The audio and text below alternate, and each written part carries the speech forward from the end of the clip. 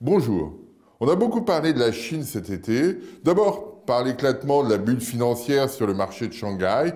On se souvient depuis le 12 juin, un mouvement très fort de recul de l'indice boursier. On a beaucoup parlé aussi de la dévaluation du yuan. À partir du 10 août, les autorités chinoises ont modifié la forme de cotation du yuan par rapport au dollar et ça s'est traduit par finalement une très légère dépréciation de la monnaie chinoise de l'ordre de 2,3%. Mais cela a créé un certain nombre d'incertitudes, d'interrogations de la part des opérateurs. Et puis on a beaucoup parlé aussi de l'économie chinoise, de son profil, de cette évolution vers davantage de services, l'apparition depuis une dizaine d'années d'une classe moyenne très importante qui veut autre chose que créer une dynamique industrielle forte. Donc on a cette interrogation et on va se focaliser sur cette question de la croissance, non pas en regardant dans le détail la situation chinoise,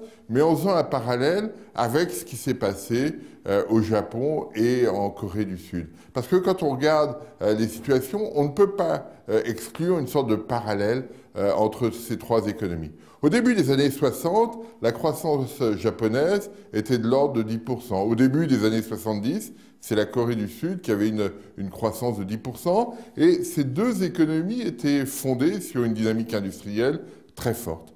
Et là aussi, à un moment donné, il a fallu basculer parce qu'on a vu apparaître une classe moyenne importante. Il a fallu basculer vers les services. C'est cette problématique-là qu'on voit aussi en Chine. On a eu une croissance très forte, l'apparition d'une classe moyenne et le basculement de la consommation vers les services du fait de cette classe moyenne qui a davantage de pouvoir d'achat. Et cette logique-là, on peut la copier d'un pays à l'autre avec une caractéristique supplémentaire, c'est qu'au début des années 90, fin des années 80, on voit une crise importante au Japon et finalement ça met en avant des grands conglomérats, ce qu'on appelait à l'époque des keiretsu, c'est-à-dire une agglomération d'entreprises qui verrouillaient toute une série de secteurs d'activité et qui géraient l'activité japonaise, mais qui ont finalement éclaté quand l'économie a basculé vers les services. Parce que ces conglomérats, finalement, n'arrivaient pas à s'adapter à une économie beaucoup plus fluide. On a eu la même chose avec les chaebols en Corée du Sud, au milieu des années 90. Ces conglomérats, qui ressemblaient beaucoup aux keiretsu, ont éclaté comme au Japon. Et là, quand on regarde l'économie chinoise, on ne peut être qu'intéressé par les entreprises publiques qui sont de grandes entreprises qui ne sont pas très profitables, mais qui ont ce poids, cette ampleur et cette mainmise sur l'ensemble de l'économie chinoise et qui limitent sa capacité à s'adapter. Et dans une économie qui bascule de l'industrie vers les services, eh bien, ces grandes entreprises publiques vont devoir changer de mode de fonctionnement. D'ailleurs, les autorités chinoises, il y a quelques semaines, ont commencé à proposer un changement dans le capital de ces entreprises avec l'intégration ou l'arrivée de capitaux privés. Donc on voit que cette situation va probablement évoluer, mais on est dans cette phase de rupture. On voit bien que l'ancien modèle est toujours vivace, toujours très fort. Le nouveau modèle n'est pas encore suffisamment robuste. Et donc, on est dans cette phase de transition. Et c'est pour cela que c'est très compliqué, quand on regarde l'économie chinoise, de voir où ça va aboutir. Alors, si on continue le parallèle avec la Corée du Sud et le Japon, eh bien, si on prolonge les profils de croissance, eh bien, probablement que d'ici 5 à 10 ans, la croissance chinoise sera davantage comprise entre 2 et 5% qu'entre 7 et 10%.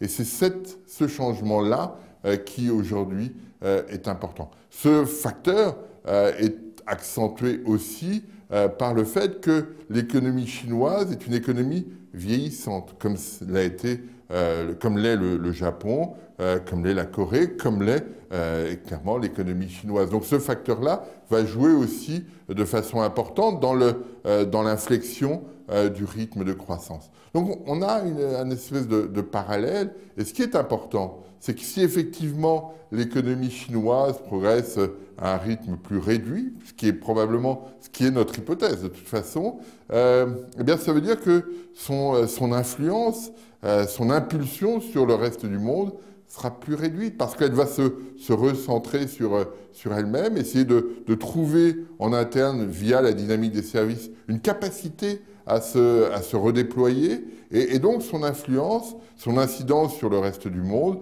sera plus limitée. Or, quand on regarde une bonne partie des économies asiatiques, l'Amérique latine, une partie des économies africaines et d'autres, eh bien on voit que la Chine a eu un rôle considérable ces dernières années et qu'elle est devenue, pour un grand nombre de ces pays, le premier partenaire commercial. Cette situation-là ne va pas durer. La Chine n'a plus la capacité d'être ce dynamisateur, si je puis dire, de la croissance de l'ensemble des pays émergents. Et parce qu'elle se recentre sur elle-même. Et donc il va falloir, pour tous ces pays émergents, trouver des stratégies de croissance beaucoup plus autonomes. Et ça va être un enjeu fort parce qu'on va bien voir que chaque pays, chaque groupe de pays, chaque région va avoir une dynamique de développement plus spécifique, ce qui nous obligera à réfléchir différemment au concept d'économie émergente. Donc on voit bien qu'on est dans un monde qui bascule. L'économie chinoise a une impulsion plus limitée parce qu'elle se recentre sur elle-même, mais on voit aussi que l'économie américaine, l'économie européenne ont des dynamiques plus réduites que par le passé. Et c'est ce nouvel équilibre qui est aujourd'hui complexe à analyser et à pouvoir et on a une difficulté à se projeter pour voir comment ce nouvel équilibre va évoluer dans le futur. Voilà ce que je voulais évoquer. La Chine change. En regardant le Japon, en regardant la Corée du Sud, on doit pouvoir imaginer son profil de croissance.